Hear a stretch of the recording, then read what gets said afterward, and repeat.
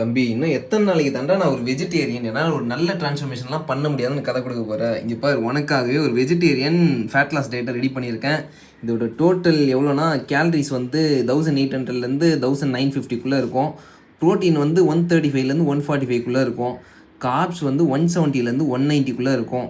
Fat வந்து 45லேருந்து 55க்குள்ளே இருக்கும். இதில் வந்து வேயும் ஆட் பண்ணல, வேறு எதுவுமே ஆட் பண்ணல, ப்ராப்பரான ஹோல் ஃபுட்ஸ் மட்டும் தான் ஆட் பண்ணியிருக்கேன். அண்ட் இதில் பெட்டரான ஒரு அமினோ ப்ரொஃபைலும் இருக்குது. ஸோ இந்த டயட் அப்படியே ஃபுல்லாக பார்த்துடலாம். மீல் நம்பர் 1ல் வந்து 80 கிராம் ஓட்ஸு, அதோட 250 ml skim milk, 30 gram roasted chana. இது அப்ராக்சிமேட்டாக 470 கேலரி கிட்ட இருக்கும். இப்போது meal number 2 200 gram cooked rajma, அது கூட 150 கிராம் குக்குடு ரைஸு, அது கூட ஒரு கப் ஆஃப் வெஜ்ஜிஸ் எடுத்துக்கலாம். அப்ராக்சிமேட்டாக 500 கேலரி கிட்ட வரும். அதே மாதிரி மீல் நம்பர் 3க்கு 50 கிராம் ரோஸ்டட் சன்னா, அது கூட வந்து கொஞ்சம் பெப்பர் சால்ட் வேணால் ஆட் பண்ணிக்கலாம். 150 கேலரி கிட்ட வரும். அடுத்து meal number 4 150 gram low fat paneer எடுத்துக்கலாம்.